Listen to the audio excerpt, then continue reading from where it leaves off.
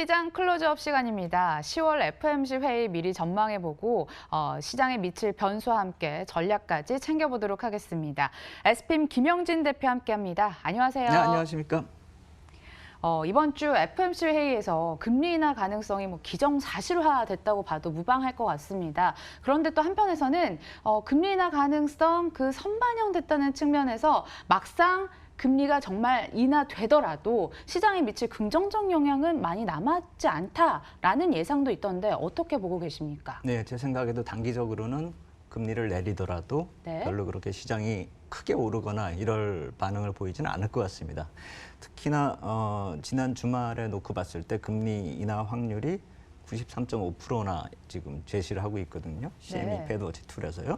그래서 이걸 다들 보고 계시니까 이미 다 가격에 반영이 됐다 이렇게 봐야 되겠죠. 그리고 이번에는 그 다음에 이제 금리 인하 확률들을 놓고 봤을 때 내년 9월까지 가야지 추가적인 금리 인하 확률이 50%가 넘어서는 그런 상황이기 때문에 예전하고 좀 다르다라고 보는 것이 예전에는 금리 인하를 하더라도 다음에 또 추가적으로 인하할 것이다라는 그런 기대감이 이렇게 있었는데 이번에는 그다지 다음에도 또 금리 인하를 그렇게 할 것 같다라는 전망이 안 나올 것으로 예상이 되기 때문에 시장에 주는 그런 임팩트는 별로 그렇게 위나 아래나 별로 크지가 않을 것 같고 제가 봤을 때는 채권 쪽 그 수급 동향을 계속 말씀을 드리는데 이 FOMC 회의를 지난 다음에 10월 말과 11월 초를 지나면서 FRB에서 10월 말부터 나타날 수 있는 그런 다음 분기의 채권 입찰 계획, 수급 계획 같은 것을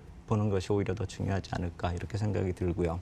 그래서 금리 인하 마무리 코멘트 같은 것은 나올 리가 없겠지만, 그러니까 추가적으로 또 인하를 하겠다든지, 인상을 하겠다라든지, 아니면 동결을 다음에 하겠다라는 그런 멘트가 나올 리는 만무하겠지만, 매파적 코멘트가 만약에 하나 나오더라도 중기적으로 놓고 봤을 때는 그다지 그렇게 걱정할 일은 아니지 않을까. 제가 보는 차원에서는 중기적으로는 지금 대세 상승을 앞두고 있는 그런 상황이 아닐까 이렇게 생각이 됩니다. 그럼 시장이 어떤 포인트에 더 주목을 하면서 대응 전략을 마련하는 게 좋을까요? 그래서 저는 보자는 게 제가 표를 하나 준비를 해가지고 보여드릴 텐데 미국의 반도체 지수 그리고 경기 소비재, 부동산 지수 ETF 이 세 개를 비교를 한 것입니다. 그러니까 지금 세 가지 지수를 놓고 봤을 때 ETF 수익률로 표시가 되어 있지만 결국에 저것들이 다 그 시장 상황을 업황과 시장 상황을 이렇게 얘기하는 것이기 때문에 다들 신고가 쪽으로 좀 가고 있는 상황입니다. 그래서 다우지수나 나스닥이나 아직 신고가를 내지는 못했지만 저렇게 반도체나 경기 소비재나 부동산 지수를 놓고 봤을 때는 신고가 쪽을 이미 들어서고 있는 상황이기 때문에 저것을 제외한 나머지 업종이나 종목들이 오르지 못해서 지금 신고가를 못 가고 있는 것이고 저 빨간 박스권을 보시면은 저게 언제냐면은 2016년 1분기까지 나타난 그런 조정을 제가 표시를 한 거였는데요. 그때 시세도 저렇게 박스권에서 이 세 지수가 이 세 가지 ETF가 상방으로 신고가를 내면서 대세 상승 2017년, 18년까지 이어지는 저런 대세 상승이 나타났었는데 경기 상황이나 저 세 지수를 놓고 봤을 때, 그러니까 경기 선행 지수도 지금 바닥에 깔려 있는 그런 상황이고 저 당시에도 마찬가지였거든요. 그래서 저 세 지수와 경기가 턴하기 직전인 지금 상황 이 점을 좀 고려를 해본다면은 제가 봤을 땐 지금 신고가를 내고 있는 저 세 지수가 2014년에 2016년에 저 모습과 그렇죠. 2016년에 1분기 자산시장 흐름하고 아주 유사하기 때문에 이 경기 위축 국면이 상당 기간 지속이 된 다음에 이제는 턴하는 그런 시점에서 다시 신고가를 낼 수도 있다. 이 점을 좀 봐야 될 테고요. 물론 저 맨 위에 있는 푸른색 선이 반도체 지수인데 반도체 시장이 저렇게 강하게 갈 거라고는 생각할 수가 없죠. 저 때는 좀 특이한 케이스였으니까요. 하지만 이제는 신고가를 내는 그런 흐름에서 놓고 본다면은 2017년에 나타났었던 그런 모습하고 지금이 오버랩되는 그런 상황이다 이렇게 볼 수가 있겠고 그래서 좀 따져본다라고 한다면은 좀 안 좋은 점도 지난주에 기업 실적에서 나온 것이 저 경기 소비재에 속한 그런 종목들 그러니까 맥도날드나 아마존 같은 경우가 좀 부진했었지만 제가 보는 거는 그 부진했음에도 불구하고 저렇게 신고가를 내려고 그러니까 많이 밀리지 않고 신고가를 내려고 조정을 보이는 그런 정도로 흐름이 지속되고 있다는 것은 맥도날드나 아마존이 경기 소비재 ETF의 좀 비중이 좀 큰데 그것이 무너지더라도 다른 종목들이 좀 상승 추세에 있다라는 그 점을 나타내기 때문에 전체적으로 놓고 봤을 때는 큰 업종, 큰 기업 몇 개만으로 끌고 가는 모습이 아니라 전체적인 그 경기 소비재 그 업황이 좀 좋아지고 있다라는 점, 이 점도 좀 생각을 해봐야 될 것 같고요.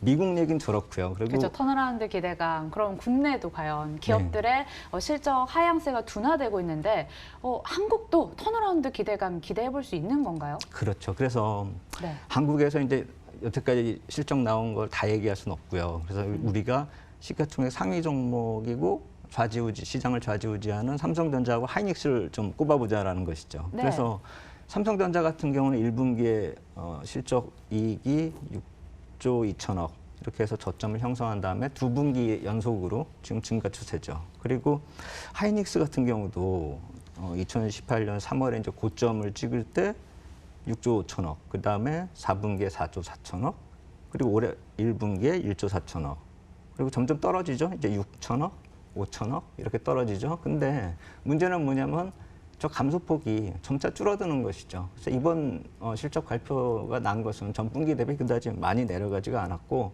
맨 처음 저렇게 막 2조씩 줄어든다라고 하면 적자가 났어야 되는데 그 정도는 아니라는 것이죠. 그렇게 본다라고 한다면 하이닉스를 기준으로 놓고 보면 반도체가 본격적으로 회복한다기보다는 바닥권에 진입해서 점차 이익이 줄어드는 폭이 감소하고 아마 다음 분기 정도께에서는 저것도 돌아서는 게 아닌가. 그래서 다음 분기요? 그러니까요. 예, 다음 분기 정도면 저 감소폭을 감안했을 경우요. 네. 근데 문제는 이제 4분기 쪽의 업황은 약간 좀 정체될 것이다라고 생각이 되기 때문에 이번 4분기 실적이 좀 괜찮아도 1분기 쪽으로는 또 이제 좀 정체되는 그런 모습이 나타날 것이기 때문에 내년 1분기 이후가 본격적으로 회복이 되는 것이 아닌가 하는 얘기가 나오는 이유이기도 하고요. 그래서 우리나라의 대표 기업들을 놓고 봐도 지금 어떤 모멘텀 자체가 부재하다 이렇게 얘기할 것이 아니라 모멘텀은 살아있지는 않지만 안 좋아지는 정도가 이제 거의 반영이 돼 있고 돌아서기 시작한다는 관점에서 놓고 봤을 때 미국에서 돌아서는 흐름하고 우리하고 이게 별개 디커플링으로 이어지지 않고 동행할 가능성 이것도 한번 생각을 해봐야 되겠습니다. 그럼 반도체 업황 내년 1분기쯤 턴어라운드 가능성을 제시를 해주셨습니다. 다시 한번 투자 전략 여쭤보도록 하겠습니다. 저금리 기조가 당분간 전 세계적으로 이어질 것으로 전망이 되는데 이런 상황 속에서 어떤 투자 전략이 맞을까요? 그래서 저는 강세 전략을 생각을 해야 된다라는 것입니다. 그래서 강세를 염두를 해두고요. 네, 그래서 물론 지금 조정이 필요하다라고 보시는 분들도 있겠지만 조정을 하더라도 단기적으로 조정을 하더라도 중기적으로는 상승 추세에 들어갈 아까 말씀드렸듯이 2016년의 모습하고 아주 유사하다라는 점을 좀 생각을 해봐야 된다라는 것이죠. 그래서 2016년 이후에 우리가 아까 2017년, 18년 이쪽 상승 사이클을 만들었었던 것의 배경에는 재정 정책들도 좀 동반이 됐었는데 이것도 마찬가지로 미국 쪽에서 대선 끝나거나 우리 쪽도 뭐 총선이 지나거나 하면은 재정 정책이 동반될 가능성이 크기 때문에 거기에 맞는 그러니까 2017년, 18년 같이 빅 사이클은 아니더라도 상승 추세 진입할 그럴 가능성을 좀 생각을 해봐야 되겠고요. 다만 아까 말씀을 드렸듯이 미국에서 반도체하고 더불어서 소비주 쪽이 올라갔었는데 한국의 소비 회복이 과연 그렇게 강할 것인가? 그건 좀 의문점이 남죠.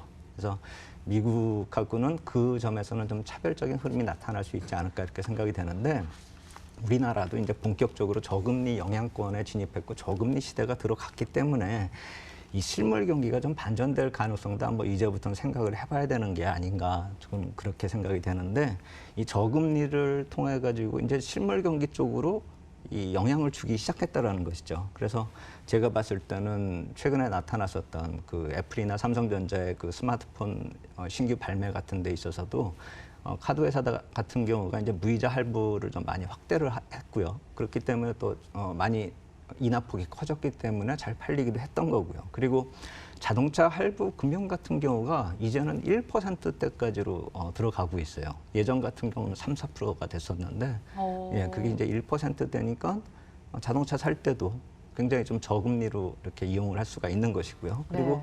주식 투자 관점에서 놓고 보면은 맨날 예탁금 이용료만 내리는 거냐 뭐 이렇게 사람들이 불만이 있죠. RP 금리 빨리 내리고요. 근데 지금 신용 이자율도 지금 캠페인에 들어가가지고 2%대까지 낮아지는 증권사가 나오고 있거든요. 그렇다라고 본다면은 저금리가 본격적으로 실물 쪽에 영향을 주기 시작하는 것이 아닌가 이렇게 생각이 들기 때문에 우리나라의 소비주들도 그러니까 어떤 특정 업종이 소비에 좀 영향을 받아서 올라간다, 뭐 유통업종 이렇게 제시할 것이 아니라 전체적으로 우리나라도 소비가 좀 촉진될 수 있는 그런 단계로 진입하고 있다라는 점도 한번 생각해 볼 필요가 있고 금리 인하 해봐야 소용이 없다 이렇게 볼 단계는 아니다라고 생각이 됩니다. 실제 실물 경기 쪽에서 봤을 때 그렇다라는 것이고요. 그리고 투자 관점에서 놓고 본다면 저금리 어떤 종목들이 그러니까 그쵸. 저금리에 유망할까요? 그렇죠. 그래서 투자 관점으로 이제 접근을 한다면은 채권형 주식 같은 경우도 이제 관심을 가져야 된다는 것이죠. 아까는 이제 반도체 얘기했지 않습니까? 그리고 네. 소비 관련주 이렇게 얘기하면 경기 관련주가 될 텐데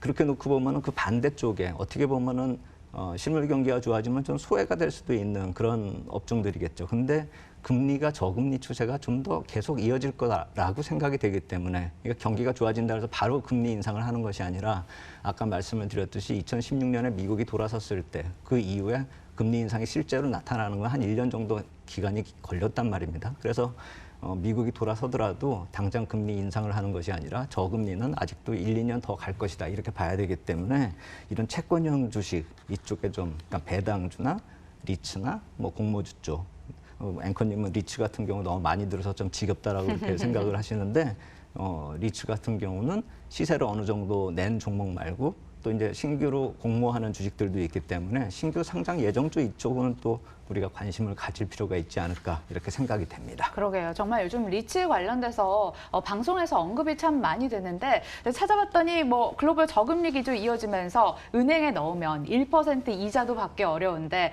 리츠주에 넣으면 약 한 5에서 7% 배당을 받을 만한 종목도 있다고 들었는데 좀 더 늦기 전에 연말 전에 관심을 받을 만한 종목군 있을까요? 그렇죠. 그래서 이제 연말에 놓고 보면은 배당 수익률을 놓고 또 이제 배당 투자를 하자 이렇게 얘기가 나올 텐데요. 지금 보면은 고배당주가 시장이 안 좋았기 때문에 지금 거의 정체 상태에 있습니다. 그래서 시가 배당률 한 4% 이상 되는 종목들이 많거든요. 그래서 그런 종목들에 투자를 해가지고 만약에 시가 배당률 한 3.5% 정도까지는 쉽게 갈 수가 있을 거예요. 그래서 제가 이 배당 얘기 나오면 삼성증권을 종종 예를 드는데 이게 작년에 1,500원 배당을 했는데 시가 배당률 4% 잡으면 한 35,000원 되거든요. 그래서 연말 이전에는 35,000원은 회복을 하지 않을까. 최소한 여기는 회복을 하는 거고 만약에 3.5% 정도 시가 배당률을 생각을 하면은 43,000원 정도가 나오거든요. 그래서 43,000원까지는 못 가더라도 이 35,000원 이하권에서 좀 매수를 해서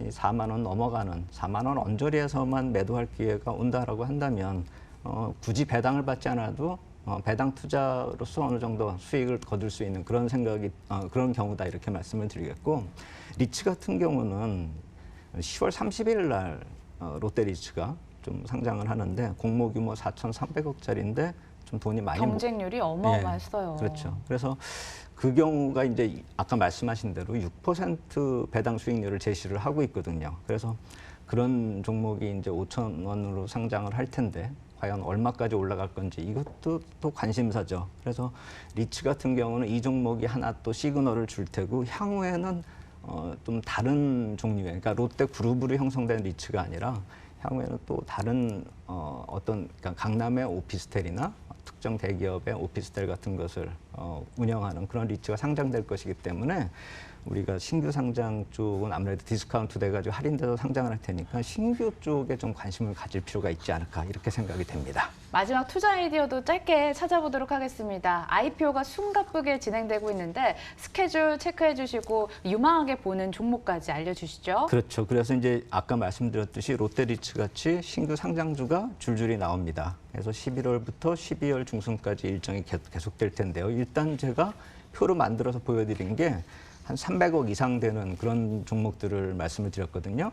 이 자이S&D가 오늘부터 이제 IPO 시작을 했고요. 근데 이제 458억이기 때문에 할만합니다. 그리고 또 저금리이기 때문에 자금 조달하는데 금리도 어느 정도 낮은 상태이기 때문에 이 정도 같은 경우 레버리지 투자도 가능할 것이고 300억 이상 되는 기업들은 개인 투자자들도 공모할 때 어느 정도 투자 경쟁률이 많이 높아지지 않을 것이기 때문에 공모 투자 한번 노려볼 만하다. 그리고 저것이 단순히 11월로 끝나는 것이 아니라 12월 중순 그리고 내년 가면은 더 화랑새로 들어갈 그럴 가능성이 있기 때문에 저금리의 큰 수혜주로 이 레버리지 투자를 할 수 있는 IPO 쪽도 한번 생각해 볼 필요가 있겠다. 이렇게 말씀드리겠습니다.